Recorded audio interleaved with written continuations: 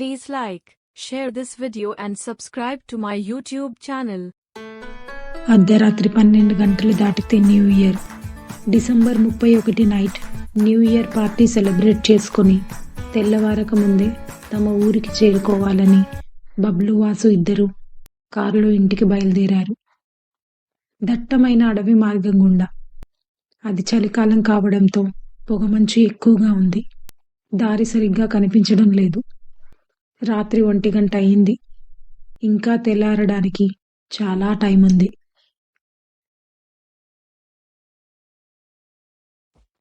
వాసు, మనం దారి తప్పినట్టున్నాం. ఇందాక వచ్చిన దారిలోనే మళ్ళీ వచ్చినట్టు అనిపిస్తుంది. ఇంకా మార్నింగ్ అవడానికి చాలా టైం ఉంది. అయితే ఏం చేద్దాం? ఒక పని చేయరా, నువ్వు డ్రైవ్ చేయి, లేదా నోరు మూసుకుని కూర్చో. పార్టీలో లేట్ చేసింది నువ్వే కదా. ఎక్కువ మాట్లాడితే కార్ ఇక్కడే ఆపేస్తా. వద్దులేరా బాబు, పొరపాటుని చెప్పాను. కనీసం మొబైల్లో నెట్వర్క్ కూడా లేదు. గూగుల్ మ్యాప్ పనిచేయట్లేదు. నాకు భయం వేస్తుంది. వాసుకి దారి సరిగ్గా కనపడడం లేదు. డ్రైవింగ్ చేయటం చాలా కష్టంగా ఉంది. కానీ ఉదయం కాకముందే ఊరికి చేరుకోవాలి. ఇంట్లో వాళ్ళకి న్యూ ఇయర్ విషెస్ చెప్పాలి.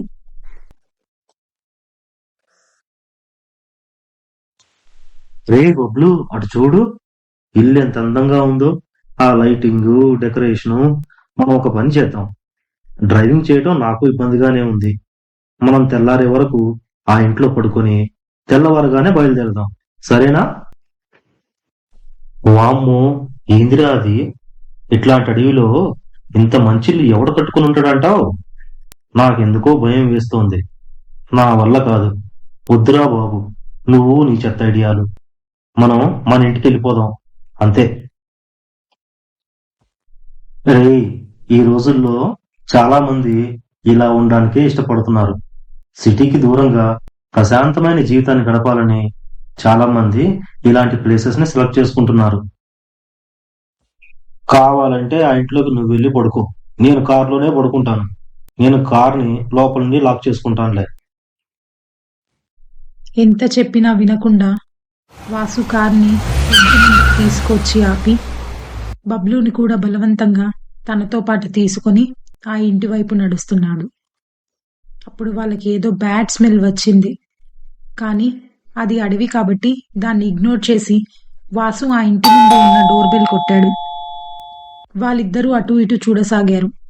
అప్పుడు మెయిన్ డోర్ ఓపెన్ అయింది. వాళ్ళ కళ్ళ ముందు ఒక అందమైన అమ్మాయి వైట్ గౌన్ వేసుకొని నిలబడి ఉంది. వాళ్ళిద్దరి వైపు విచిత్రంగా చూసింది. వాసు అండ్ బబ్లు ఇద్దరు కూడా అన్మ్యారీడ్, యంగ్ ఏజ్ లో ఉన్నారు. వాళ్ళు కూడా అమ్మాయిని కొంచెం సేపు అలాగే చూస్తూ ఉండిపోయారు. బబ్లు వాసుని టచ్ చేసి మాట్లాడమని హింటిచ్చాడు. హాయ్, నా పేరు వాసు. వీడు బబ్లు, నా ఫ్రెండ్. మేమిద్దరం ఈ అడవి గుండా మా ఊరికి వెళ్తున్నాం. కానీ దారి తప్పి ఎటు వచ్చామో తెలియట్లేదు. ఇఫ్ యూ డోంట్ మైండ్, ఈ నైట్ మేమిద్దరం ఇక్కడ స్టే చేయొచ్చా?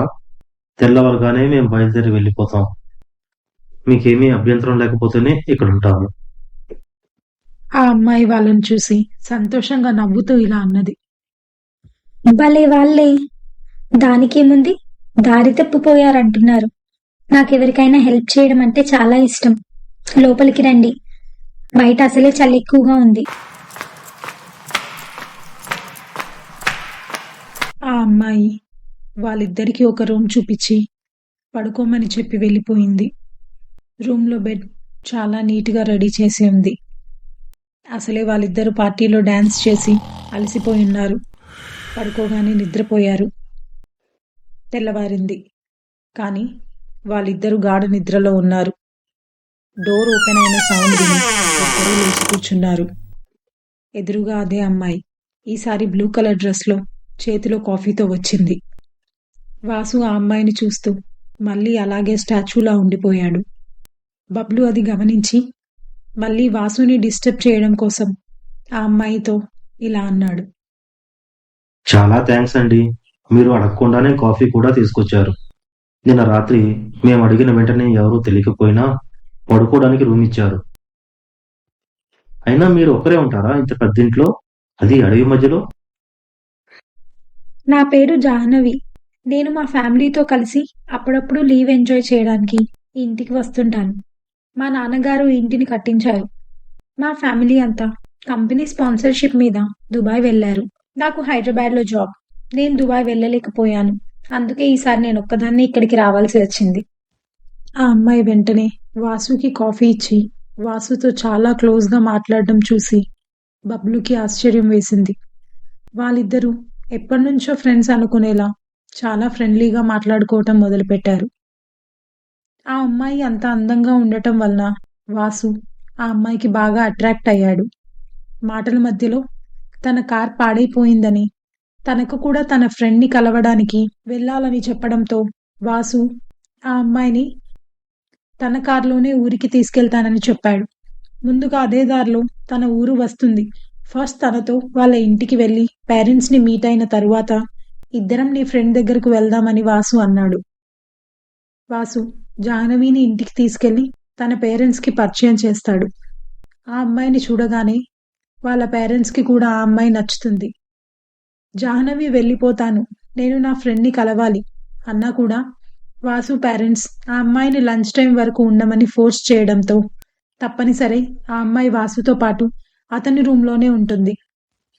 లంచ్ తర్వాత వాసు ఆ అమ్మాయిని తీసుకొని తను చెప్పిన ఫ్రెండ్ ఇంటికి వెళ్తే ఆ ఇల్లు లాక్ చేసి ఉంటుంది. ఫోన్ కూడా కలవదు. చేసేదేమీ లేక మళ్ళీ వాసుని ఇంటి దగ్గర దింపమని రిక్వెస్ట్ చేస్తుంది. వాసు జాహ్నవిని మూవీకి తీసుకెళ్లి తనని తిరిగి తన ఇంటి దగ్గర దింపడానికి కారులో బయలుదేరుతాడు. మళ్ళీ చీకటి పడింది. ఇంతలో కారుకి ఎదురుగా ఒక ముసలి వ్యక్తి వస్తాడు. అతన్ని చూసి వాసు కార్ సడన్ బ్రేక్ వేస్తాడు. ఆ ముసలి వ్యక్తి కారులో వాసుతో ఉన్న జాహ్నవి వంకే చూస్తూ వెళ్తాడు. అది గమనించిన వాసు, ఏంటి అతను నిన్నే చూస్తున్నాడు అని అడుగుతాడు. దానికి జాహ్నవి సమాధానం చెప్పకుండా సైలెంట్గా ఉండిపోయింది. వాసు కూడా తనను ఇంటి దగ్గర దిగపెట్టి ఆ రాత్రికి తను కూడా అక్కడే ఉంటాడు. తెల్లవారగానే ఉండపట్టలేక జాహ్నవితో తనని లవ్ చేస్తున్నానని, తను ఒప్పుకుంటే పెళ్లి చేసుకుంటానని చెప్తాడు. అలా వాసు ప్రపోజ్ చేయగానే జాహ్నవి కూడా అతని ప్రపోజల్ని యాక్సెప్ట్ చేసింది. వెంటనే వాసు తన ఇంట్లో వాళ్ళతో విషయం చెప్పి పెళ్లికి ముహూర్తం పెట్టించాడు. జాహ్నవి, ఈ పెళ్లికి మా ఇంట్లో వాళ్ళు ఒప్పుకోలేదు, అందుకని మన పెళ్లికి ఎవ్వరూ రారు అని వాసుకి చెప్పింది. ఇద్దరికి పెళ్లి జరిగింది. కానీ వాసుకి తెలియదు అతను ఎవరిని పెళ్లి చేసుకున్నాడు. ఆ రోజు రాత్రి ఇద్దరికి శోభనం. గదిలో జాహ్నవి కూర్చొని ఉంది. వాసు ఆ శోభనం గదిలోకి వెళ్తుంటే మళ్ళీ అదే బ్యాడ్ స్మెల్ వచ్చింది. కానీ అతను అది ఇగ్నోర్ చేసి శోభనం గది డోర్ వేసి ఎదురుగా ఉన్న జాహ్నవి దగ్గరికి వస్తున్నాడు. అప్పుడే అతనికి తన వెనక ఎవరో ఫాలో అవుతున్నట్టు అనిపించింది. వాసు ఆగి తల పక్కకి తిప్పి చూడగా భయంకరమైన నీడ ఒకటి కనిపించింది. భయంతో వెంటనే తను వెనక్కి తిరిగి చూడగా అది ఒక పెద్ద దయ్యం. వాసుని చూసి నవ్వింది. గబ్బిలం మొహంతో చాలా అసహ్యంగా ఉంది. ఆ బ్యాడ్ స్మెల్ కూడా గబ్బిలాలు ఉండే చోటు వచ్చే వాసనే. ఎదురుగా ఉండాల్సిన జాహ్నవి కూడా కనపడడం లేదు. వాసు భయంతో పెద్దగా అరవటం విన్న అతని పేరెంట్స్ పరిగెత్తుకుంటూ వచ్చారు. అక్కడ ఎదురుగా ఉన్న గబ్బిలం మొహంతో ఉన్న దయ్యాన్ని చూసి నిర్గంతపోయారు. వెంటనే ఆ దయ్యం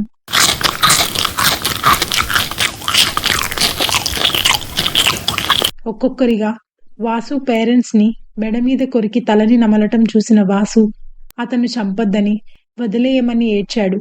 భలే దొరికారందరూ. పెళ్లి నీకు, భోజనం నాకు. నీకు తెలియదా మనుషులెప్పుడు ఒంటరిగా అడవిలో ఉండరని? నీ ఫ్రెండ్ చెప్తే కూడా వినలేదు. మూర్ఖుడా, నా చేతుల్లో చస్తున్నావు.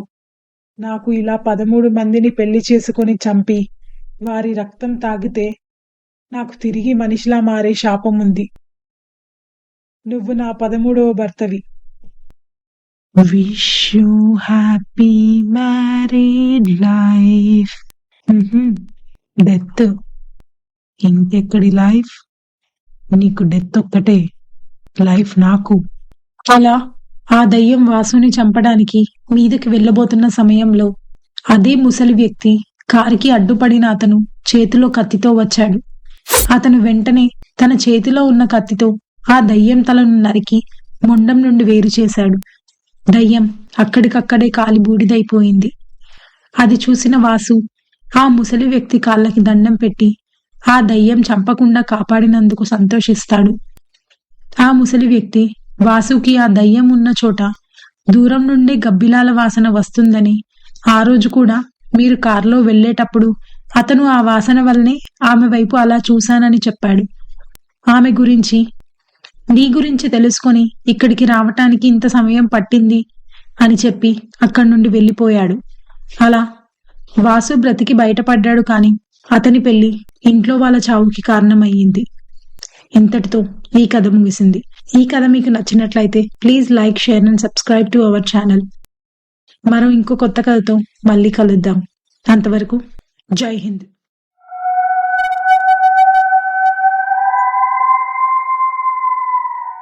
Subscribe to Skull Telugu Horror Stories.